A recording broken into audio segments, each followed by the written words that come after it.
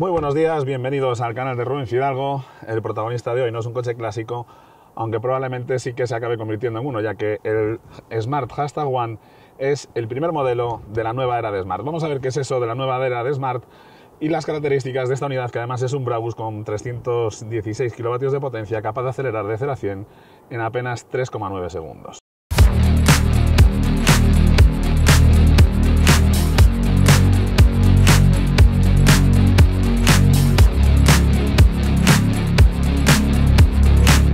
¿Por qué os comento eso de que el Smart #1 probablemente se acabe convirtiendo en un clásico? Bien, porque, como os decía, es el primer modelo de la nueva era de Smart. Como sabéis muchos de vosotros, y como os conté ya en la prueba del Smart #3, y como veréis también en la prueba del Smart Roadster, que seguro que os gusta, Smart es un fabricante de automóviles que nace de la colaboración entre otro fabricante, entre dos fabricantes. En un principio nace como una colaboración entre Swatch y Volkswagen, después fue de Swatch y Mercedes, después de Mercedes ella sola durante unos años hasta que consigue ayuda de Mitsubishi, después se asocia con Renault y ahora la sociedad es entre Mercedes y el gigante chino Geely. Y la verdad es que Geely, pues bueno, es un monstruo empresarial que tiene muchas ventajas para los compradores de los Smart, que os iré contando a lo largo del vídeo. Pero bueno, vamos a centrarnos un poquito en este Smart #1 mientras os cuento esa historia de Geely.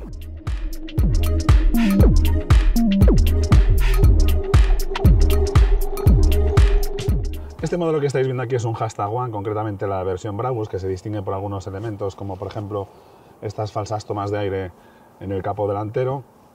Pero básicamente lo que tenemos debajo de la piel del #1 es exactamente el mismo coche que un Volvo EX30. Eso sí, con algunas ventajas, ya que Geely quiere posicionar a Smart como una marca un poco más chic y mejor equipada que Volvo. Pero la gran ventaja de tener bajo la piel a un Volvo es la siguiente. Mientras que los europeos vamos arruinando y cerrando empresas que en su momento fueron muy rentables y prestigiosas, como por ejemplo Volvo, los chinos van recogiendo estos retales que los europeos parece que menospreciamos y los adquieren para aprender.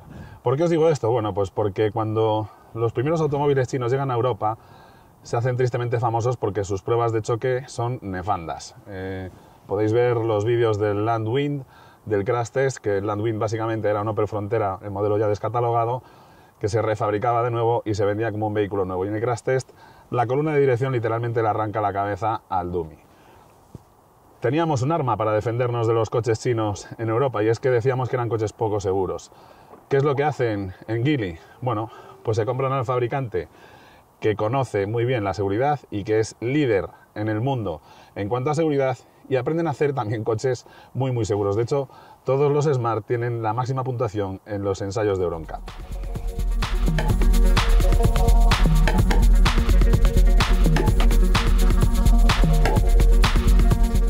La vista del #1 a mí me hace bastante gracia porque bueno, tiene unos faros que me recuerdan a una tortuga ninja sonriendo, con los faros así bastante rasgados y estas formas muy redondeadas.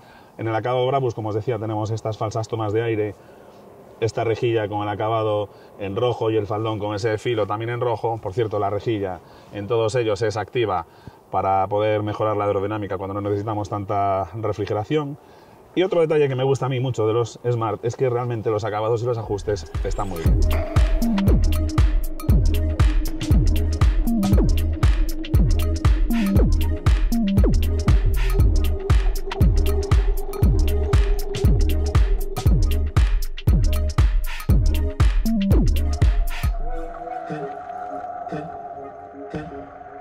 En la vista lateral de este Smart #1 tenemos uno de los inconvenientes que se están encontrando a la hora de vender estos modelos en la mayoría de los países europeos, salvo en aquellos en los cuales la gente no conocía los primeros Smart, aquellos coches tan pequeñitos. Y es que los Smart de ahora no tienen nada que ver con aquellos coches tan pequeños destinados 100% a uso urbano, aunque bueno, quién sabe si en un futuro Geely y Mercedes no decidirán también fabricar modelos pues como el Smart Roadster que veréis en una futura prueba aquí en el canal. Estamos hablando de un coche de 4,26 metros de largo aproximadamente, bastante compacto, pero lógicamente mucho más grande que aquellos coches que apenas llegaban a los 3 metros de longitud. 1,64 m de alto, lo que igual hace muy cómodo el acceso al interior.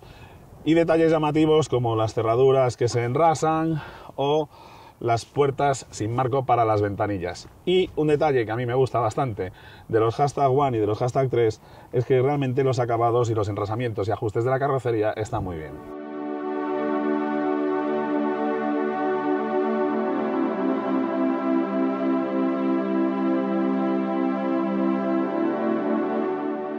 Entre los detalles que distinguen a este acabado Brabus del resto de la gama del Hashtag One tenemos el spoiler trasero, los vivos en negro en lugar de cromados, las llantas que también tienen un diseño específico, con neumáticos de medida 235-45-19, en mi opinión una medida excesiva que va a penalizar los consumos por aerodinámica y por fricción, y también el faldón firmado con el nombre de este preparador alemán que ahora ya forma parte de la familia tanto de Smart como de Mercedes. Ya que tenemos un Brabus con este diseño de llanta específico que me permite ver bastante bien los discos de freno, pues hablaros de eso, de los discos de freno. Como veis son unos discos de muy buen tamaño además y autoventilados, nada que ver con los tambores que te encuentras en todo un Audi Q4 e-tron. Y no es que este traiga los discos porque sea un Brabus, todos los Hashtag One y los Hashtag 3 llevan frenos de disco en el eje trasero, un suspensión multibrazo, en fin. A nivel técnico, estos coches están muy bien.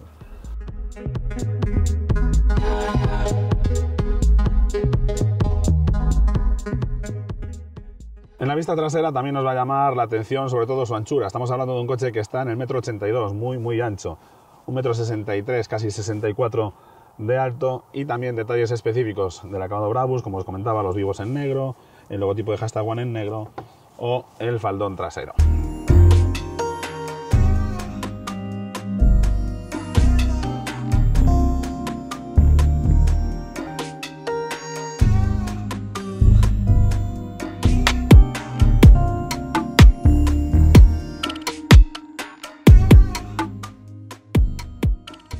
Al abrir las puertas de este Hashtag One Brabus nos encontramos con unos paneles de puerta con buenos materiales, esta costura con los pespuntes en contraste, los mandos de los herbalunas con muy buen tacto, este asa bastante sólida en cuanto a tacto, no cruje cuando tiramos de ella, y por supuesto un interior también muy cuidado.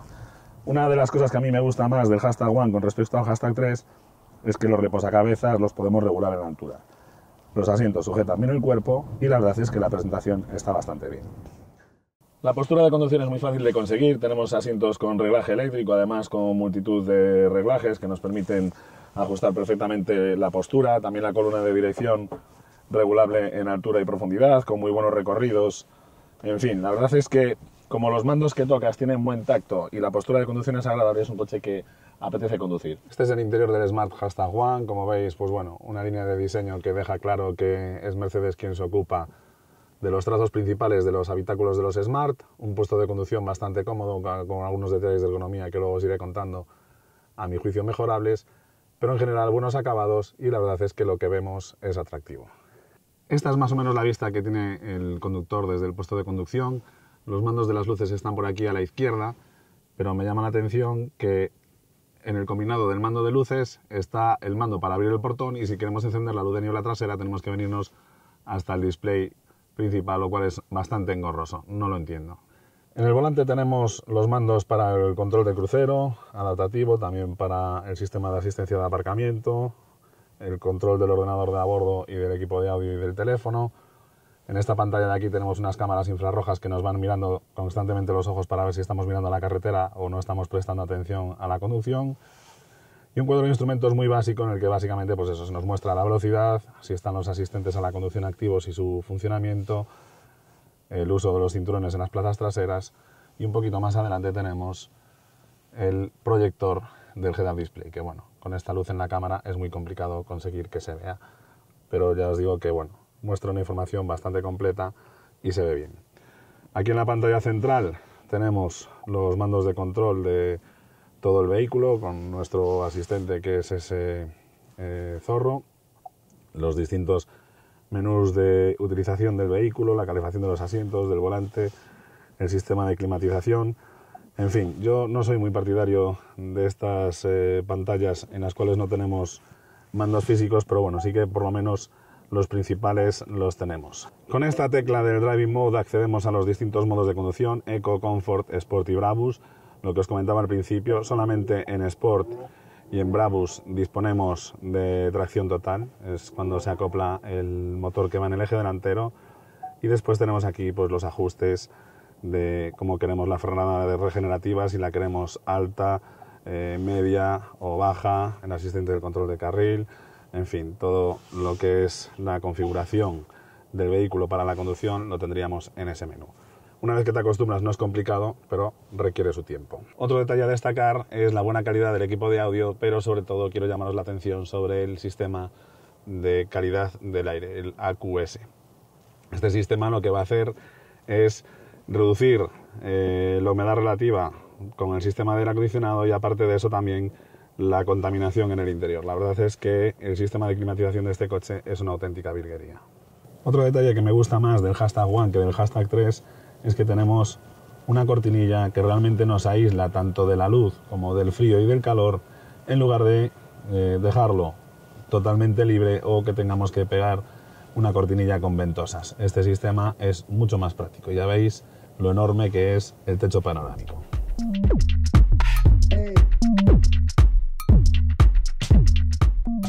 Una de esas muestras de honestidad que me encuentro en los modelos de Smart es que al abrir las puertas traseras me encuentro con un panel que no envidia nada al de las puertas delanteras. Sin embargo, por ejemplo, cuando abres las Mercedes clase A, delante tenemos unos paneles muy cuidados, pero detrás pues ya no tanto. Aquí se mima exactamente igual a los pasajeros de las plazas delanteras que a los de las plazas traseras. Como veis, detrás es un coche que también resulta muy amplio. Os digo que mido 1,85 m, me sobra una cuarta para llegar al asiento delantero y, aunque eche el asiento hacia adelante de todo, ya veis que en la posición menos confortable me rozan las rodillas por la mínima. Para mí uno de los aspectos a destacar del Smart One es la versatilidad. La verdad es que el hecho de que la banqueta sea desplazable pues prácticamente 20 centímetros nos permite jugar con el espacio para el maletero, para las plazas traseras. También podemos poner los respaldos más verticales y aunque esta postura resulta muy incómoda, por lo menos nos permitiría llevar en el maletero una caja groseramente cuadrada. Un suelo plano y gracias al techo panorámico, que ocupa prácticamente toda la superficie del techo, la verdad es que el habitáculo es muy luminoso. Por supuesto, los pasajeros traseros también cuentan con sus propias salidas de aireación y tomas USB y USB-C.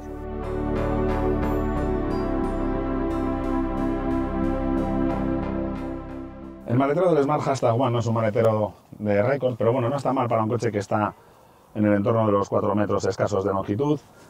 Cubica entre los 300 litros en esta configuración, que es la menos favorable, a los 425 si desplazamos las banquetas traseras.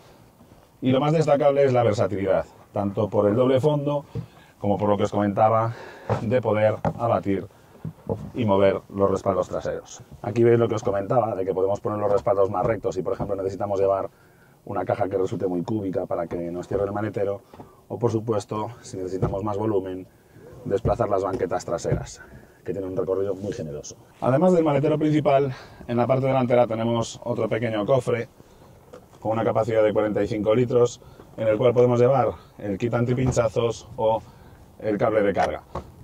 Normalmente en los coches eléctricos esto os lo vais a encontrar completamente desnudo. Aquí en Smart, por lo menos han esmerado en también cubrir esta parte delantera con unos detalles de acabado bastante buenos.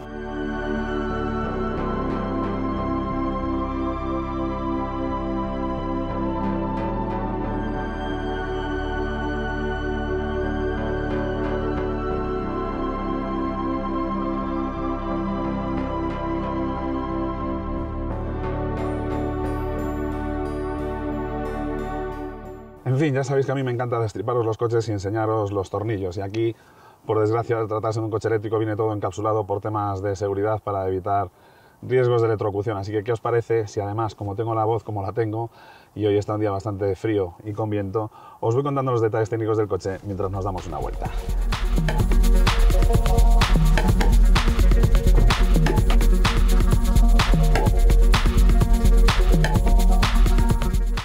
Bueno, ante todo ponerse en marcha en el Smart One es muy sencillo. Pisamos el freno, le damos a la palanca, el coche nos reconoce que llevamos la llave en el bolsillo e inmediatamente ya está listo para ponerse en marcha.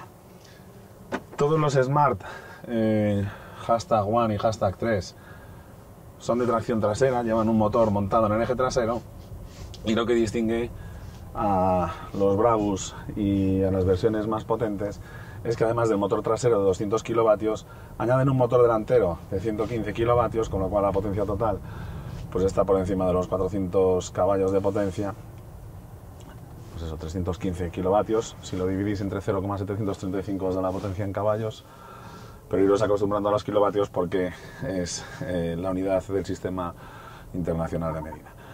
Como os decía, dos motores, son dos motores síncronos. La mayoría de los coches eléctricos van a ser de tracción trasera porque resulta más barato producirlos y porque aparte de eso tienen menos pérdidas por problemas de motricidad, ya que cuando desplazamos el peso hacia el eje trasero cargamos las ruedas traseras y les proporcionamos más adherencia, y eso nos va a interesar a unos motores que entregan el par de forma inmediata y bastante brusca. El sistema de carga, tenemos una batería de 66 kWh de capacidad neta. La podemos cargar en un supercargador, vamos a obtener en el entorno de los 280 km de autonomía en unos 20 minutos. La potencia máxima de carga es de 150 kilovatios, aunque ya os digo que yo en las pruebas que he hecho he llegado a ver potencias de hasta 160 kilovatios. El sistema de carga, la verdad es que es bastante eficiente, y aparte de eso, ya no tanto la potencia máxima de la carga, sino la potencia media durante toda la recarga es muy elevada. La verdad es que el sistema de gestión de carga de estos modelos de Smart está muy bien y es bastante eficiente.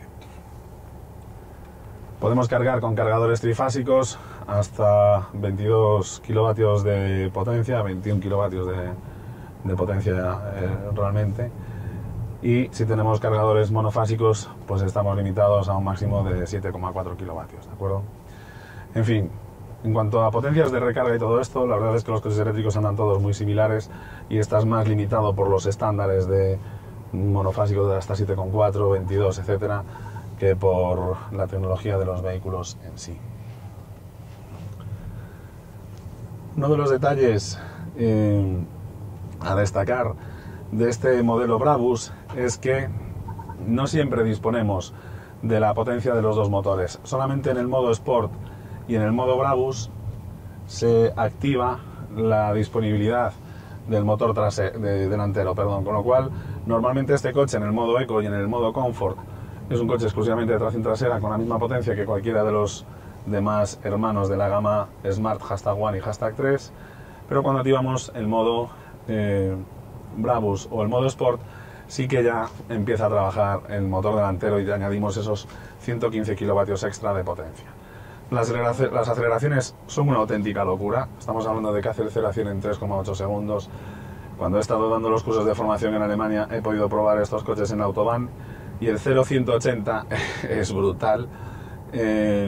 No pasa de 180, están limitados a esa velocidad por dos motivos. Primero, por una limitación electrónica, y segundo, porque estos coches no tienen ningún tipo de caja de cambios. De forma que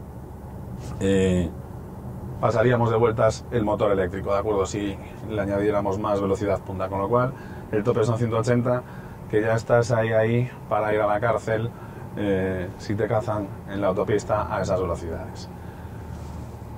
El chasis del #1, honestamente, le cuesta digerir toda esta potencia. Es un coche en el cual aceleras, esas aceleraciones te vienen muy bien para hacer adelantamientos o por tener esa sensación de cómo se te aplasta el esternón contra el pecho cuando aceleras, pero al coche le cuesta digerir esa potencia. En ese sentido sí que el #3 a nivel dinámico va mejor, se nota el centro de gravedad unos milímetros más bajo y también tienen distintos talados en cuanto a suspensiones con respecto al #1. Aquí cuando aceleras a fondo el eje delantero flota una auténtica barbaridad y le cuesta girar porque es tal la aceleración que es que todo el peso se lo mandas al eje trasero y las ruedas delanteras se quedan casi levitando, rozando de puntillas el asfalto, y lógicamente en esas condiciones le cuesta mucho obedecer a las órdenes del volante. Por lo demás, como digo, el puesto de conducción es comodísimo, la visibilidad estaba bastante bien, aunque en todos los coches modernos estás muy limitado por unos pilares gordísimos necesarios para cumplir con las normativas de colisión. Además, ya os digo que estos coches tienen una seguridad extraordinaria. Es una de las ventajas de que Geely sea la propietaria de Volvo en este momento. Ha cogido todo el conocimiento de Volvo para hacer coches con una seguridad pasmosa. Es una pena que, ya que también es la dueña de Lotus, no haya hecho lo mismo a nivel dinámico, pero por otro lado El Hashtag One es un coche que, aunque este se llame Brabus, en ningún caso está pensado para ser un vehículo extremo o de deportividad extrema. Y la verdad es que el compromiso entre confort y prestaciones para un coche que alcanza, pues eso, los 180 km por hora, no está nada mal. Lo que pasa es eso, que es que realmente digerir unas aceleraciones tan brutales como las que tienen estos coches con motores eléctricos es muy complicado, por lo que os comento, porque es que literalmente dejamos el eje delantero prácticamente sin peso. La dirección tiene muy buen tacto, es de asistencia variable en función de la velocidad, como prácticamente todas las asistencias eléctricas que existen en la actualidad, y en cuanto a su nivel de desmultiplicación, pues está dentro de los estándares que hay en la actualidad, ¿vale? Es una dirección bastante directa. En cuanto a consumos, Smart la verdad es que tiene bastante margen de mejora todavía. Estamos hablando de que este coche viene haciendo en el entorno de los 22 kilovatios hora cada 100 kilómetros, que es algo relativamente elevado. Homologa una autonomía de 400 kilómetros que son fáciles de conseguir en ciudad. Realmente si utilizamos este coche exclusivamente en recorridos urbanos y no hace demasiado frío, porque la calefacción en los coches eléctricos consume una auténtica barbaridad, no en el Smart, absolutamente en todos, ya que como tenemos una máquina tan eficiente, las máquinas mientras están funcionando no generan calor, como sí sucede con los motores de combustión. De forma que todo el calor para caldear el habitáculo en invierno lo tenemos que generar quemando, entre comillas, electrones, y eso va a reducir la autonomía a una barbaridad. En ciudad, como digo, es fácil hacer los 400 kilómetros, en carretera estamos hablando de autonomías a los máximos legales en torno a 120 kilómetros por hora, pues alrededor de los 280, 270 kilómetros, ¿vale? Se pueden hacer sin demasiados problemas. Desde luego, en cuanto pasamos de esos 120 kilómetros por hora, la aerodinámica se convierte en un muro que nos va a reducir la autonomía una auténtica barbaridad. Como digo, ¿dónde están los problemas de eficiencia en este coche? Pues la verdad es que principalmente en la aerodinámica y en las fricciones de rodadura, porque lo que son las máquinas en sí, los motores son muy eficientes. Estamos hablando de motores que tienen una eficiencia en torno al 98%. Es decir, de cada electrón que le metemos al motor, de cada 10 electrones, o mejor dicho, de cada 100 electrones que le metes, por decirlo de alguna manera, 98 se transforman en movimiento y los otros 2 se van, pues eso, en fricciones, en calor, etc. El inversor, que es la máquina que se encarga de hacer todos los cambios de energía, de corriente alterna del poste de carga a continua para la batería, de corriente continua de la batería alterna para alimentar los motores de tracción, en fin, todos estos cambios energéticos casi milagrosos que suceden en el inversor, pues estas versiones Brabus llevan un inversor con tecnología de silicio, que es mucho más eficiente, y estamos hablando también de una máquina que tiene una eficiencia que está cerca del 90%, 88% aproximadamente. Es una de las ventajas que hay en comprarse los acabados más altos. Los acabados más básicos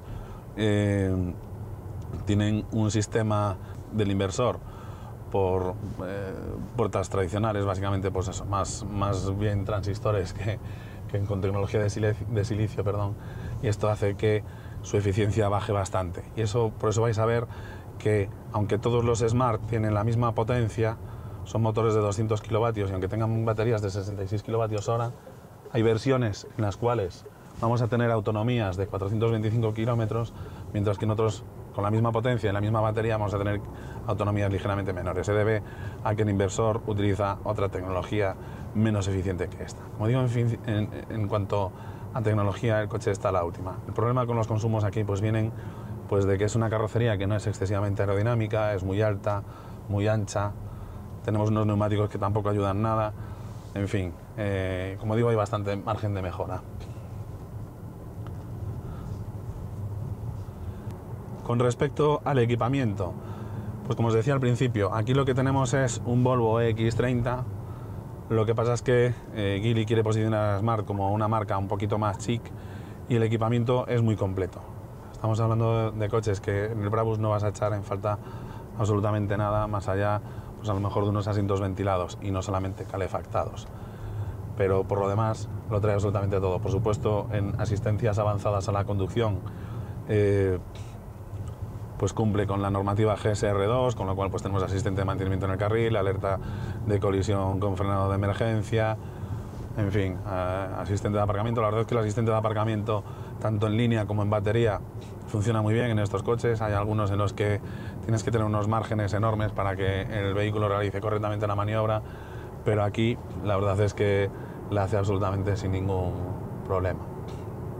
Y el nivel de funcionamiento de los asistentes es bueno. La iluminación es muy buena, los LEDs son de alta intensidad y tienen una cantidad de luz muy buena.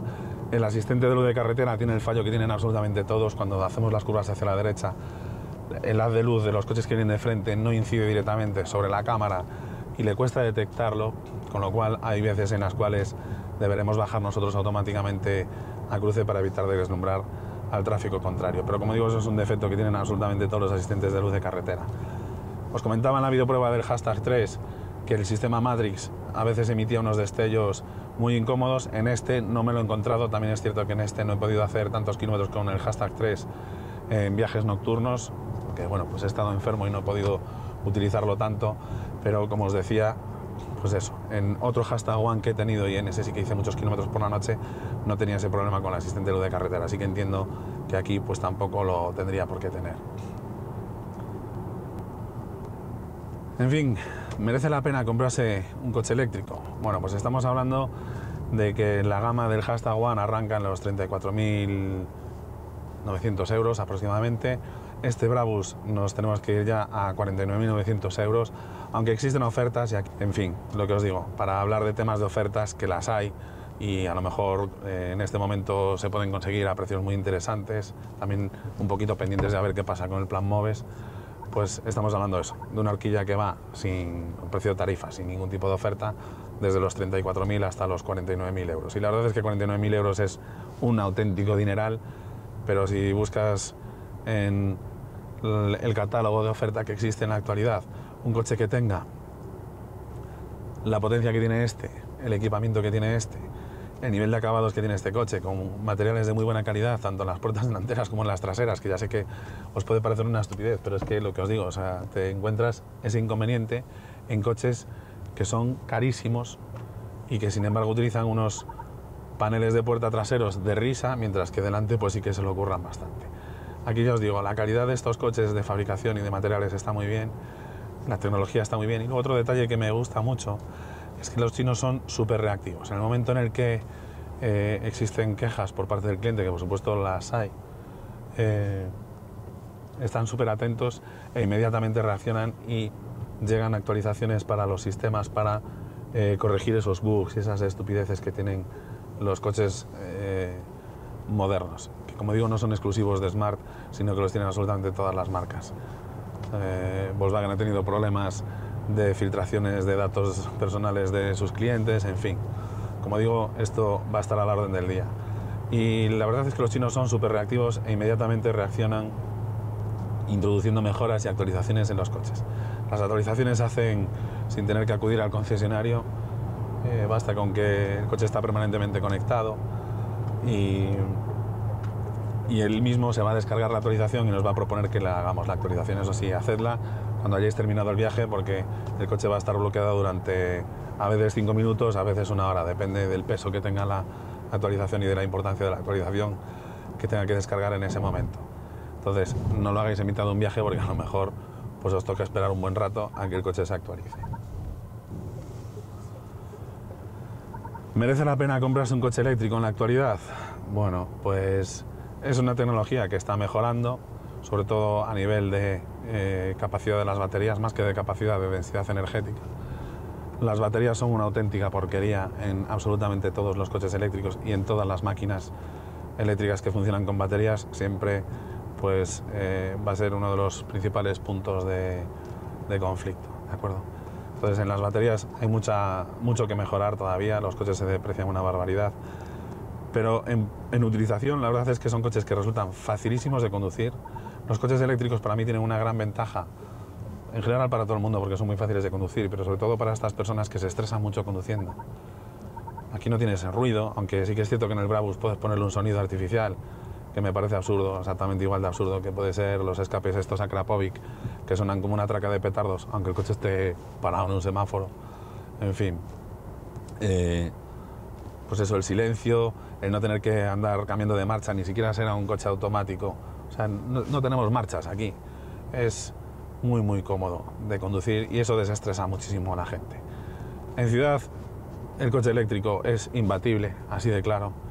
En carretera pues no nos engañemos, hoy en día con las densidades energéticas que conseguimos en las baterías y con los tiempos de carga que tienen las baterías, los coches eléctricos no son compatibles si vamos a realizar largas distancias, pero honestamente, muy pocas personas, yo sí realizo viajes de larga distancia con mucha frecuencia, pero no es lo habitual. La mayor parte de nosotros utilizamos el coche en nuestro día a día, hacemos desplazamientos en torno a 60 kilómetros y nos sobra con la autonomía que tienen estos coches, y a cambio tenemos un coche pues eso, muy fácil de utilizar y que realmente el coste de utilización es mínimo, porque si puedes cargarlo en tu casa y si además, pues bueno, tienes la suerte de poder vivir en una casa con paneles solares o tal, pues prácticamente te desplazas gratis, algo que con los coches de combustión pues no es así.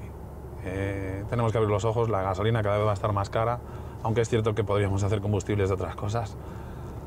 Se pueden hacer combustibles, los coches de gasolina, yo os lo decía hace tiempo en las videopruebas, un motor de gasolina puede funcionar básicamente con cualquier alcohol destilado de cualquier planta, y los motores diésel pues pueden funcionar también con cualquier tipo de aceite, también destilado o producido de cualquier planta, soja, girasol, lo que quieras.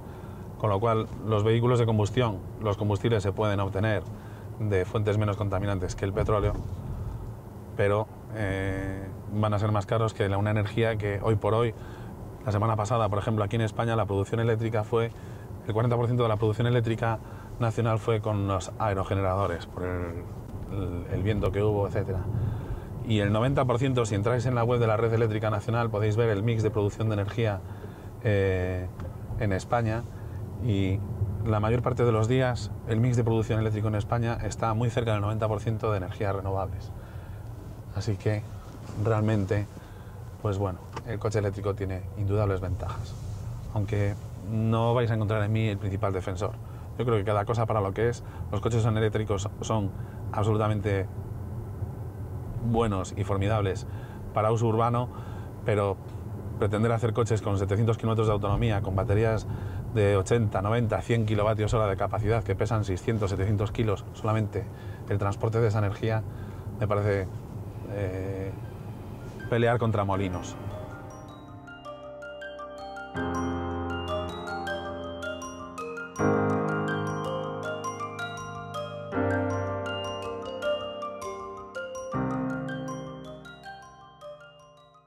Muy bien, pues estamos ya llegando al final de esta videoprueba. La verdad es que el Smart es un coche que os invito a que lo probéis. Ya sé que la mayor parte de la gente, cuando piensa en Smart, piensa en esos coches pequeños que de momento no existen, y ojalá que en algún momento vuelvan otra vez a existir.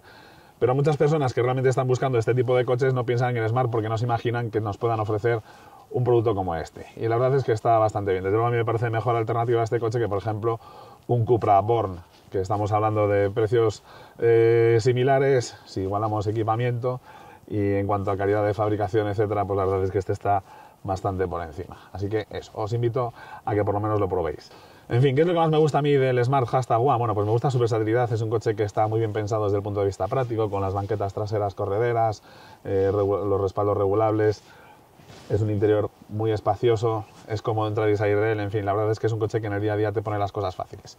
Lo segundo que más me gusta de este coche es que constructivamente está muy bien hecho. Ya os digo que he sido formador técnico de Smart Europa y me parece que en cuanto a componentes y fabricación los coches están muy bien pensados. Y lo tercero que más me gusta es que, bueno, hay algunos detalles de diseño que sí que me hacen gracia, aunque no es mi estilo de coche. Pero bueno, creo que dentro de lo que es el universo que hay ahora, bastante monótono, pues tiene algunas notas de color que hacen bastante gracia. Por el contrario, ¿qué es lo que menos me gusta a mí del #1? Bueno, pues no me gusta que no es el producto que te esperas de Smart, y eso es una inercia que hay que vencer, aunque no es un problema tanto del producto en sí como de nuestras mentes. Insisto en que la gente piensa en Smart, en esos coches pequeños, y no piensa en Smart como fabricante de coches eléctricos, que es una alternativa perfectamente válida. Lo segundo que menos me gusta del Smart #1 son los consumos. Creo que ahí la marca tiene que ponerse las pilas y mejorar los consumos de los coches, porque estamos hablando de consumos que van a estar en el entorno de los 23 kilovatios hora cada 100 kilómetros, que son unos consumos relativamente elevados. Y lo tercero que menos me gusta del Smart #1 son los precios.